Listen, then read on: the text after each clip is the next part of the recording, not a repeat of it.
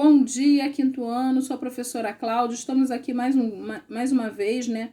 Entrando na aula de História do Brasil, no dia 8 de julho, tá? Começando aqui com essa foto aqui de Dom Pedro II, né? Sendo empurrado, né? Isso aqui, essa charge aqui, fala da queda da monarquia, que nós estudamos na última aula, né? Todos os conceitos, todas as perguntas estão em sua plataforma de ensino. Tendo dúvida, retorne lá e estude novamente. Qualquer dúvida, estamos aqui. Só para lembrar que eu até falei do último baile imperial, falei que não tem registro histórico, acredito que não, mas que no último baile imperial, quando Dom Pedro II chega à Ilha Fiscal, que é aqui no Rio de Janeiro, inclusive eu sempre falo que o Rio de Janeiro é um palco de história, nós moramos num palco de história, muito, muito bom estudar o Rio de Janeiro e suas histórias. Enfim, quando ele desce ali, ele fala assim, cai o monarca, ele tropeça e fala assim, cai o monarca, mas não cai a monarquia. Mas naquele momento, né, esse grupo militar já estava reunido, né, para dar o golpe na monarquia.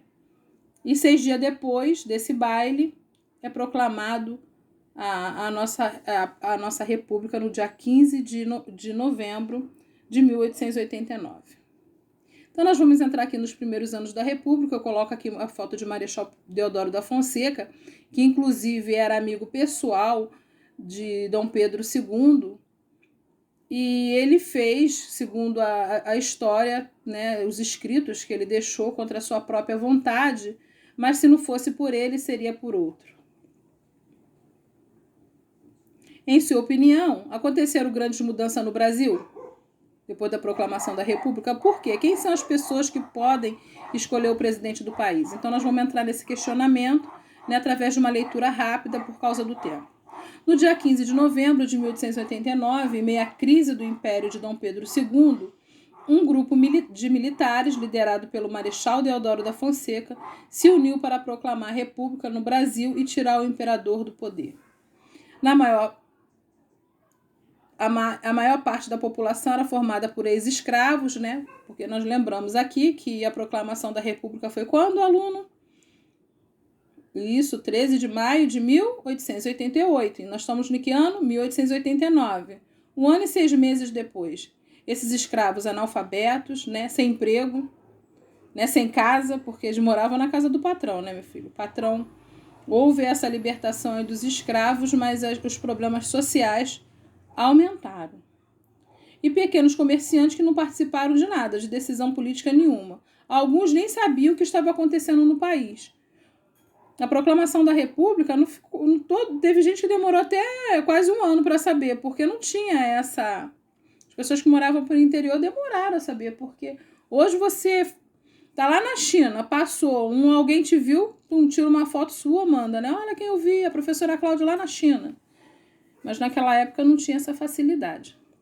Bom, a primeira Constituição Republicana. Nos primeiros momentos da República, não houve eleição para presidente. Por que não houve? Porque foi um golpe, né? Ninguém esperava. Por isso o governo... Vou cancelar aqui que eu recebi uma... Por isso o governo foi comandado por Marechal Deodoro da Fonseca e posteriormente por seu vice Floriano Peixoto. Em 1881, uma assembleia foi convocada pelo presidente para aprovar a primeira Constituição Republicana. Então, você pergunta assim, qual foi a primeira Constituição Republicana? Se é republicana, é da República, foi em 1891. Por quê? Porque a primeira Constituição do nosso país foi em 1824. Com a nova Constituição, foram definidas algumas mudanças no Brasil. O país passa a ser governado por um presidente eleito pelo voto direto, que nós vamos estudar na próxima lição sobre o voto. As províncias, né, recebem a denominação de quê? De Estado. Na próxima aula também nós vamos estar falando sobre isso. E são criados 3 poderes, executivo, legislativo e judiciário. Vou lembrar que eram 4, que era o moderador junto, mas como o imperador foi embora, né, passamos a ser república, esse poder foi eliminado. A igreja deixa de interferir nas decisões do governo, passa a ser um país laico. O que é um país laico? País laico, eu já vou explicar abaixo, que eu botei até uma figura. É criado também o registro civil para casamento, nascimento e óbito. Aonde eles eram registrados antes disso? Na igreja. Né? Tanto que os historiadores, quando vão buscar alguma fonte histórica para estudo, podemos também recorrer à igreja, né? Porque tem os registros, porque antes disso a gente só vai encontrar lá, né? Nascimento e óbitos, lembrando também que quando a gente estuda história, que eu falei das irmandades, né? Nós já falamos isso, a gente vê que, por exemplo, o rico fazia a igreja dele lá, ele era enterrado aonde? Do lado da igreja dele. O pobre era enterrado do lado da igreja dele. Tinha a igreja também dos negros, né? Dos escravos. Aqui em Caxias, como eu falei que o Rio de Janeiro é um palco de história, a igreja de Pilar do Caxias, se você entrar ali naquele cemitério que tem do lado ali, eu já entrei várias vezes para olhar, você vê ali escravos enterrados ali.